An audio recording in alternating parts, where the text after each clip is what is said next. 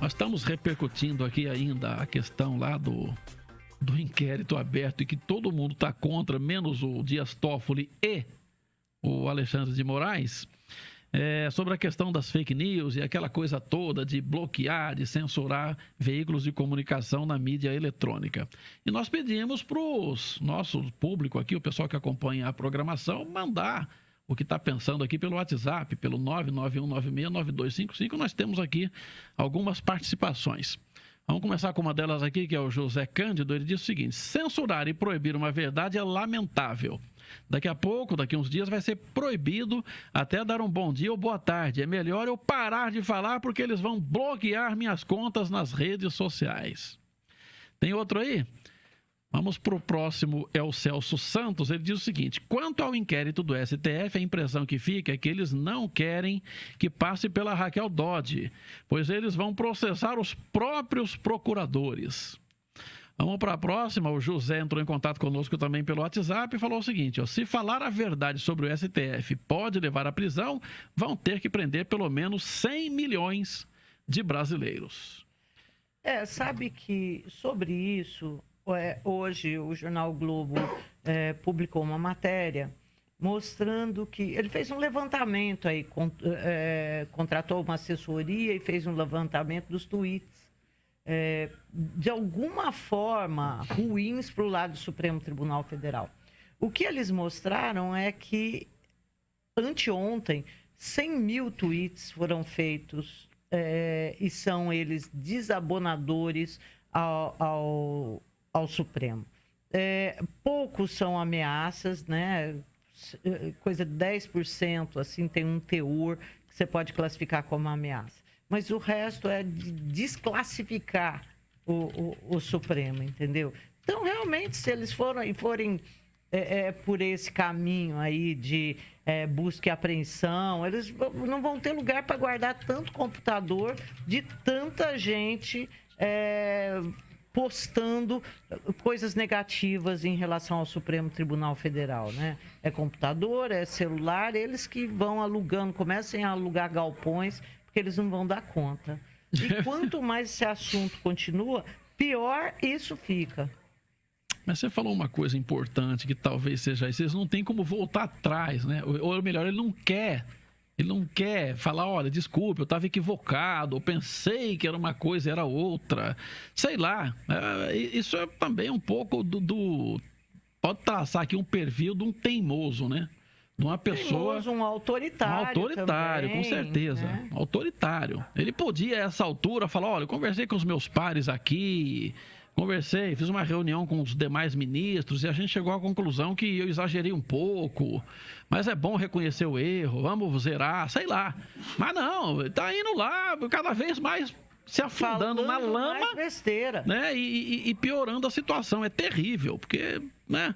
Nossa, eu li um nome, o pessoal tá me chamando a atenção aqui, que o primeiro telespectador aqui, o primeiro... que participou é Jorge Cândido e não José Cândido, como eu coloquei. Desculpa aí, viu? Eu tenho uma dislexia que às vezes eu leio um nome e falo outro. Então, Jorge Cândido e não José Cândido. Zezé, a gente já perguntou isso ontem para Eliana Calmon. Você tem alguma ideia do que onde pode parar isso? Se demorar para ter uma atitude objetiva do Senado e da própria Corte? Não, eu acho que a única forma de vir uma resposta a isso vai ser por meio do Senado e da Corte. Eu acho que o que pode ser o Senado e a Corte agirem se autoestimularem a fazer alguma coisa breve, ou eles vão ser estimulados pelas ruas a fazerem alguma coisa. Porque eu acho que esse é o tipo de situação que, sim, inflama. E vai inflamando, e vai inflamando. E agora mesmo, quando eles prestarem atenção, tem 1 milhão nas ruas.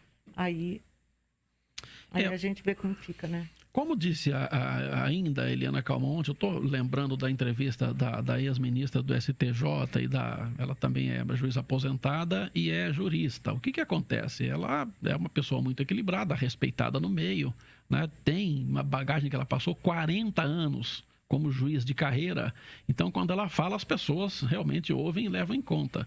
Ela está dizendo que o problema do Senado, que tem também a prerrogativa, porque ele que faz a sabatina e ele que pode ir lá, por exemplo, caçar através de um processo de impeachment do juiz do STF, o problema é que boa parte dos senadores está encrencada com processos que chegam lá no Supremo. Se não chegaram ainda, vão chegar. Então tem aquele negócio.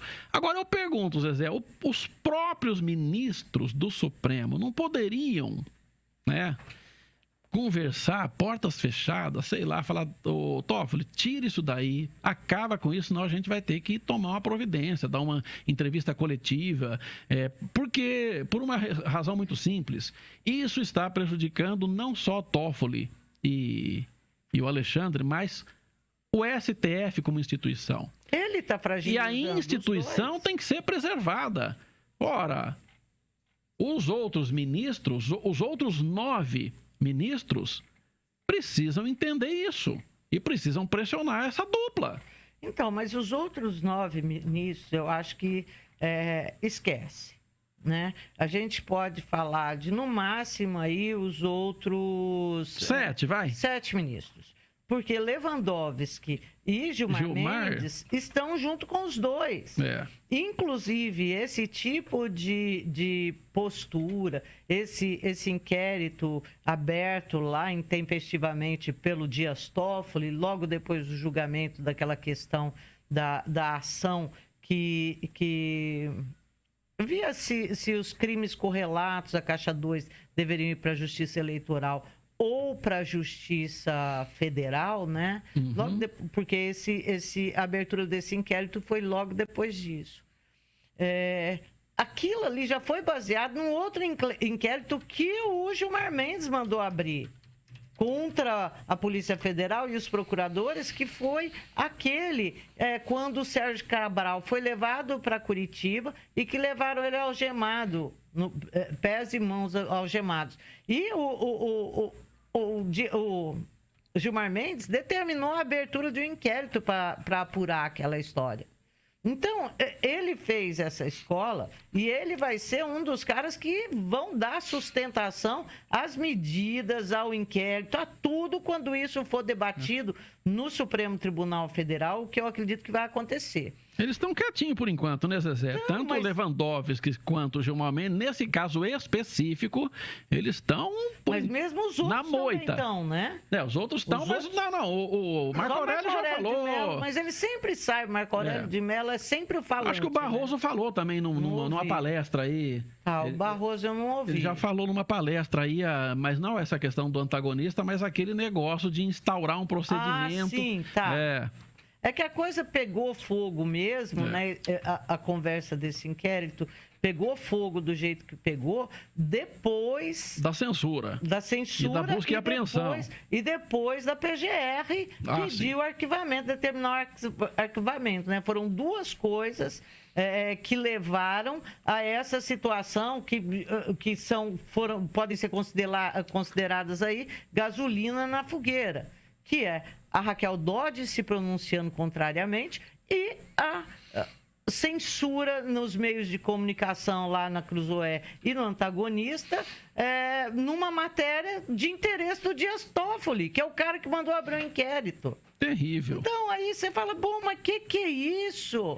Perderam o quê, né? E pra mim o problema, interpretou por conta dele, fez a coisa lá sem autorização da Procuradoria, né? E tá insistindo ainda num negócio furado desse. Zezé, temos que ir embora.